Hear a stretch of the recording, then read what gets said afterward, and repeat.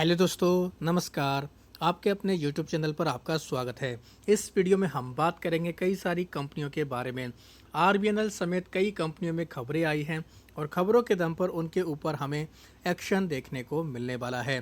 साथ ही एएसएम की लिस्ट में बड़ा बदलाव हुआ है, तो सभी चीज़ों को वीडियो में कवर करेंगे। वीडियो शुरू करने से पहले कहना चाहूँगा, अगर किसी ने चैनल पर फर्स्ट टाइम विजिट किया है तो चैनल को सब्सक्राइब कर लें और बेल आइकन को ज़रूर दबा लें। वीडियो की शुरुआत करेंगे अमेरिका के बाजार से यानी डाउ जोन्स से। तो डाउ जोन्स में आज के दिन हरे निशान में कारोबार देखने को मिल रहा है, हालांकि मिला जुला है। लाल निशान में था बीच में, वहां से थोड़ी सी रिकवरी देखने को मिली। नैस्डैक में लेकिन काफ़ी अच्छा मोमेंटम है, जो एक इंडिकेशन दे रहा है कि आईटी और टेक्नोलॉजी से जुड़ी हुई कंपनियां फोकस में रह सकती हैं। इसके अलावा ब्रेंट क्रूड की बात करें तो क्रूड ऑयल में जो सुबह के समय तेज़ी आई थी, यानी कि हमारे बाज़ारों पर जिसका इम्पैक्ट देखने को मिला था, $98 प्रति बैरल के पार ये देखने को मिला था।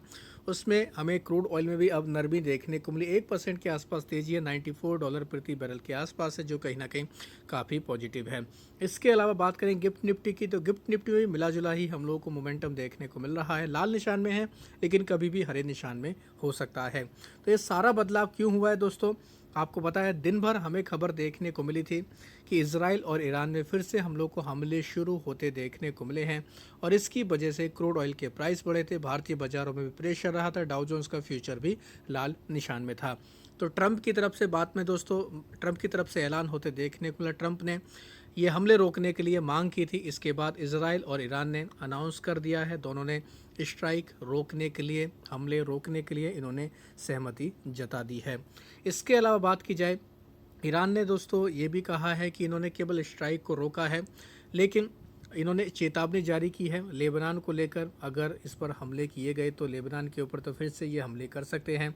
नेतन्याहू यानी कि हम लोग को इजराइल के पीएम की तरफ से भी ऐलान होते देखने को मिला, केवल हमले रोक रहे हैं, जंग अभी ख़त्म नहीं हुई है, ये इनका भी बयान देखने को मिला है। यानी कह सकते हैं ट्रंप की वजह से हम लोग को फ़िलहाल ये सारी चीज़ें रुकते देखने को मिली और इसी वजह से क्रूड ऑयल ऊपरी लेवल से हम लोग को नीचे आते देखने को मिला। क्रूड ऑयल में थोड़ी नरमी देखने को मिली है। तो ये सारे जो भी फैक्टर है, इसका इम्पैक्ट हमारे बाज़ारों पर भी सुबह पड़ सकता है, तो चाहे तो आप इनको डिटेल में पढ़ सकते हैं। कुछ कंपनियां हैं जो खबरों के दम पर फोकस में देखने को मिलेंगी, जैसे आरबीएनएल, इसके ऊपर नज़र रख सकते हैं। कंपनी को 221 करोड़ का कॉन्ट्रैक्ट मिला है, ऑर्डर मिला है साउथ ईस्ट सेंट्रल रेलवे की तरफ से। छत्तीसगढ़ में इनको काम करना है, छत्तीसगढ़ के बिलासपुर डिवीजन स्टेशन पर इनको काम करना है। तो ये एक इम्पॉर्टेंट खबर है, तो इसके ऊपर चाहे तो आप नज़र रख सकते हैं। बॉम्बे हाई कोर्ट की तरफ से एक काफ़ी अच्छी खबर देखने को मिली है। एयरटेल और वोडाफोन आइडिया को लेकर हम लोग को एक स्पेक्ट्रम का मामला देखने को मिल रहा था, जिसमें सरकार का नियम था उसको इन्होंने रद्द कर दिया है। तो वोडाफोन आइडिया और भारतीय एयरटेल के लिए काफ़ी पॉजिटिव खबर है। तो चाहे तो आप इन दोनों कंपनियों के ऊपर भी नज़र रख सकते हैं, यानी इन दोनों कंपनियों को कोर्ट की तरफ से राहत दे दी गई है। बात करेंगे दोस्तों एनएलसी इंडिया के बारे में। एनएलसी इंडिया के ऊपर भी फोकस रख सकते हैं। कंपनी के अंदर सरकार ओएफएस के जरिए 3% हिस्सेदारी बेच रही है। एनएलसी इंडिया में ओएफएस आएगा, जिसका फ्लोर प्राइस 303 रुपये प्रति शेयर रखा गया है। तो कह सकते हैं ये भी एक हम लोग को इम्पोर्टेंट खबर देखने को मिली। तो एनएलसी इंडिया ये कंपनी भी इस वजह से हम लोग को काफ़ी बाजार के रडार पर देखने को मिल जाएगी। 2% की हिस्सेदारी बेचने के लिए सरकार ऐलान किए, साथ ही इसमें 1% का एडिशनल हम लोग को ग्रीन शू ऑप्शन भी देखने को मिल रहा है। तो 303 रुपये के आसपास हम लोग को इसका फ्लोर प्राइस देखने को मिलेगा। नॉन रिटेल के लिए 9 जून को खुलेगा और रिटेल के लिए 10 जून को ये खुलने वाला है। तो चाहे तो आप इस कंपनी को भी अपने रडार पर रख सकते हैं। देख सकते हैं आप लोगों को, हम लोग को दीपम की तरफ से ये अनाउंसमेंट होते देखने को मिला। तो एनएलसी इंडिया ये कंपनी बाजार के रडार पर देखने को मिल जाएगी। अडानी एंटरप्राइज के ऊपर नज़र रखनी है। अडानी एंटरप्राइज ने क्या कहा है कि इन्होंने एक्विजिशन कर लिया है 100% हिस्सेदारी का पोर्टस वेंचर में। अडानी एयरपोर्ट सिटी के जरिए दोस्तों इन्होंने हिस्सेदारी को एक्वायर किया है, तो इस वजह से ये कंपनी भी हमें फोकस में देखने को मिल जाएगी। बात करेंगे एचसीएल टेक के बारे में। एचसीएल टेक ने दोस्तों करार किया है गूगल क्लाउड के साथ में कोलैबोरेशन किया है। ये लॉन्च करेंगे एआई इनोवेशन जोन को लेकर। तो एआई को लेकर कह सकते हैं एचसीएल टेक भी अब हम लोग को बड़े कदम उठाते देखने को मिल रहा है, तो इस वजह से ये कंपनी भी फोकस में रहने वाली है। बात करेंगे जेएसडब्ल्यू एनर्जी के बारे में। कंपनी ने कमीशन किया है विंड ब्लेड मैन्युफैक्चरिंग फैसिलिटी को गुजरात में हम लोग को शुरू होते देखने को मिला। तो कह सकते हैं कंपनी के लिए अच्छी खबर है। गुजरात के हलौल में हम लोग को प्लांट शुरू होते देखने को मिला है। इसकी जो हम लोग को प्रोडक्शन की कैपेसिटी है 450 विंड ब्लेड देखने को मिलेगा और इससे 600 मेगावाट का विंड प्रोजेक्ट हम लोग को बढ़ते देखने को मिल जाएगा। तो कह सकते हैं एक इम्पॉर्टेंट खबर हम लोग को फिलहाल इस कंपनी के लिए देखने को मिल रही है। बात करेंगे दोस्तों ग्रेसिम इंडस्ट्री के बारे में। इसमें भी खबर है कंपनी ने अनाउंस किया 3094 करोड़ का इन्वेस्टमेंट करने वाले हैं। ये कैपेसिटी को एक्सपेंशन करेंगे, कर्नाटका में प्लांट लगाने वाले हैं। तो ये भी कह सकते हैं एक अच्छी खबर देखने को मिल रही है।